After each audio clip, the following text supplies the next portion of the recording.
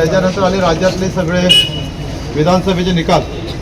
या निकालातून प्रत्येकाच्या मनामध्ये आपण दिलेलं मतदान हे मतपेटीत झालंय हे सिद्ध होत नाही। प्रत्येकाच्या मनामध्ये संशय तयार झालेला आहे। म्हणून राज्यामध्ये सगळ्या ज्या EVMच्या मशीन आहेत या मशीनच्या बाबत कसे काय घोटाळा झाले, मशीन बॅटऱ्या कशा चार्ज झाल्या याच्याबाबतचे जे काही सगळे प्रश्न आहेत ते या लोकांच्या मनामध्ये ह्या EVMच्या बाबत भीती तयार झाली की पुढच्या काळामध्ये लोकशाहीमध्ये जर असंच चाललं तर मग आपण मतदान कशाला करायचं, मतदान आपलं केलेलं मत आपल्याला आपल्याच उमेदवारावर जाईल काय, हे आता या लोकांच्या बाबतच्या मनामध्ये संभ्रम तयार झाला आहे। संपूर्ण राज्याचे निकाल पाहिले तर आपण 4 महिन्यापूर्वी लोकसभेला 31 खासदार निवडून आले महाविकास आघाडीनं, आणि त्याचे आता विधानसभेला आपल्याकडे विरोधी पक्षनेतासुद्धा त्याच्यामध्ये राहिला नाही। आणि मग एवढं कधी नव्हतं झालं। आजपर्यंत या ठिकाणी पाहिलं तर भाजपचे 100% आमदार त्यांचे 105 होते, 105मध्ये कमी झाला नाही।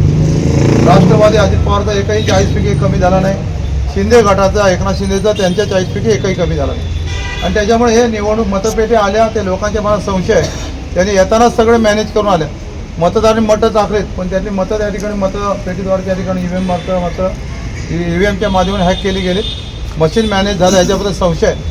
म्हणून आपण आज सगळ्या महाविकास आघाडीच्या माध्यमातून प्रांत दापोली थोरबोले साहेब यांना आपण निवेदन दिलेलं आहे की त्याच्यामध्ये पुढच्या काळामध्ये बॅलेट पेपरने जसं जुनं होतं तशाच पद्धतीनं मतदान घ्यावं अशी विनंतीचा आपला महाविकास आघाडीचे पत्र दिलेलं आहे। टाइम्स डिजिटलला लाईक करा, शेअर करा, सबस्क्राईब करा आणि बेल आयकॉन दाबायला विसरू नका।